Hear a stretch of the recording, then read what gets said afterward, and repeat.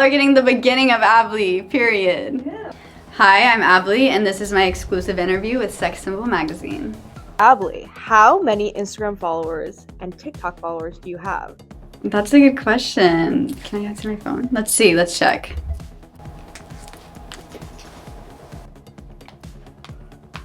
Little sounds.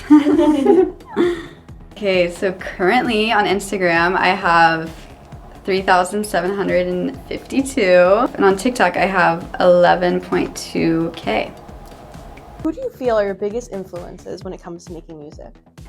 I would say my biggest influences when it comes to making music would be Lana Del Rey, first and foremost, mother.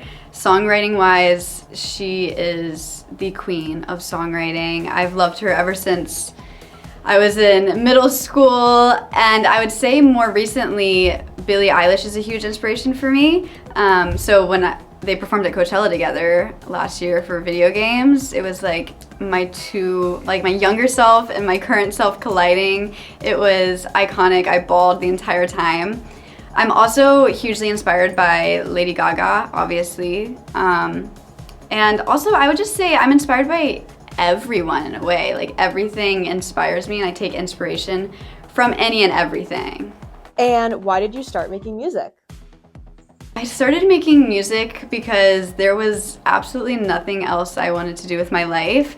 I started performing when I was 3 years old. I did live performances, musical theater, when I was 3, and I did that all the way up until I was 18 performing.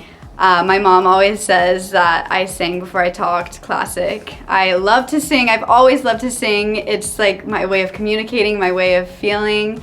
And I ended up going to high school for music, and then I went to college for music, and then I dropped out of music for college because it was something that I'm so passionate about, and I felt like studying it so intensely made me lose my passion in a sense for it. And I was like, my passion for music is so sacred that I wouldn't want to risk that for anything. So I found my outlet, and college is actually when I stopped going to school for music, is when I started making my own music as an artist. When I met my fiance, she is a big pop girly. She loves pop music, and she was like, you should make your own music. And I was like, wait, maybe I should. And so I started making my own music, and immediately after I made my first song, I was like, yeah, like this is what I need to be doing. And ever since then, it's been my one goal in life. And what is your favorite song at the moment, and why? My favorite song, Mayhem, just came out, Lady Gaga's album, and I've been playing it on repeat. I love it. I sleep and I listen to it in my sleep. My favorite song off the album has to be Killa. So good. It's so good. Now I want to listen to it. It's just, I don't know. It's something about the beat and the way it makes me feel. Like, I just love it. It's like crack. I can't say that, but it's literally addictive to listen to. And I also love Perfect Celebrity off of the album because I love the meaning behind it, and it's iconic, and I feel fierce when I'm listening to it. I love music I can just dance to, and I can listen to and feel confident in myself just by listening to a song. What is the mission or message behind your music? The mission behind my music is just to make everyone feel heard and safe and comfortable.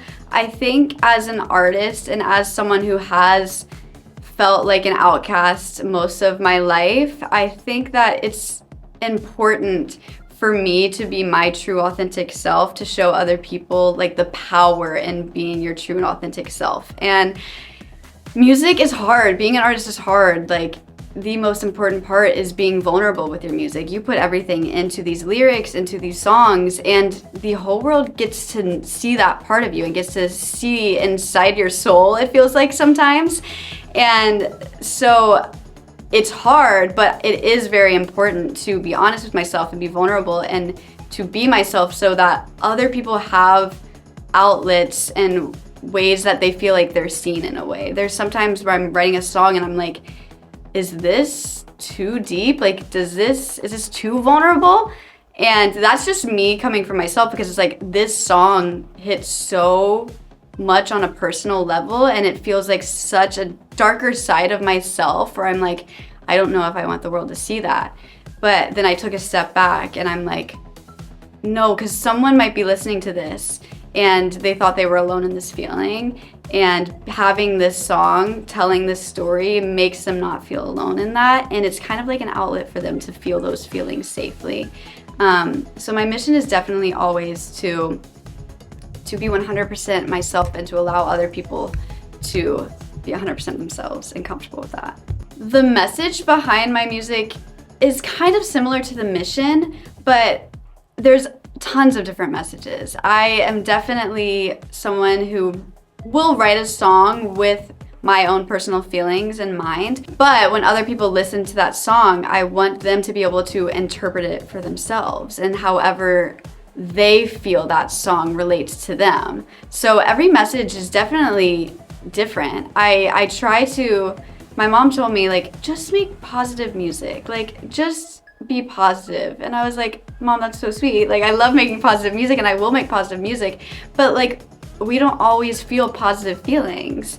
And I will be making sad music, and that's okay because it's an outlet for people. And it's a way for people, because I remember growing up, I had a hard time feeling my emotions, but like when I listened to music, it helped me attach a feeling to my emotions. Like the song depicts the feeling that I'm feeling inside without me having to like pinpoint it inside of me, I guess, if that makes sense. So I want to be able to make music like that for other people, where they can be like, oh, I'm not alone, like other people feel this too. So no need to announce anything, but do you have any work coming out in 2025? I do have very exciting work coming out in 2025. I recently quit my full-time job, my full-time career, to pursue music for a living, to follow my dreams, and I am working with this amazing producer, and we've been making beautiful art, and I'm very excited for everyone to hear what's to come. It's an entirely new era, and it's 100% ABBLY, and I love it so much. I'm so excited to share it. And similarly, what is your biggest goal to accomplish by the end of 2025? My biggest goal to accomplish by the end of 2025 is to hopefully have a full EP or album out into the world, and to regularly be playing gigs and just continuing to do this full time. I think that's any musician's dream, is just to do this full time. So it's definitely my goal for 2025. It's looking up. What is a song that you think everyone should know? A song that I think everyone should know? Oof, this is a really hard question. There's so many songs. Every single Lana Del Rey song in the book, everyone should know. But I would have to say, this is like asking a movie critic their favorite movie. I don't know. A song everyone should know, how I'm feeling right now, would be Blue by Billie Eilish.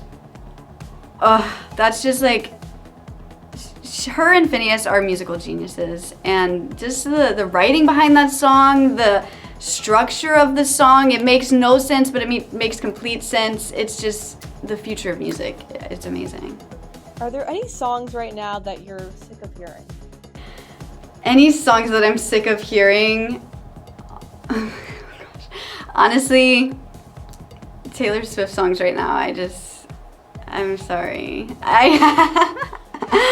My sisters, they're huge Taylor Swift fans, and we were on a road trip and I just heard Taylor Swift the entire way. So I could be okay with not hearing another Taylor Swift song for a couple weeks.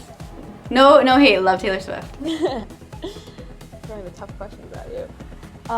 What is a favorite song of your own? My favorite song of my own is not released right now, but I would say my favorite song that I have released would have to be Angel Numbers. It is my first song I ever released, and everyone seems to love that song so much, and I think it's just because like I was just creating art and I was just doing what I love, and I love that song. It's great. And what is a long-term dream of yours? And is to be able to fully support myself and hopefully my family with my career in music.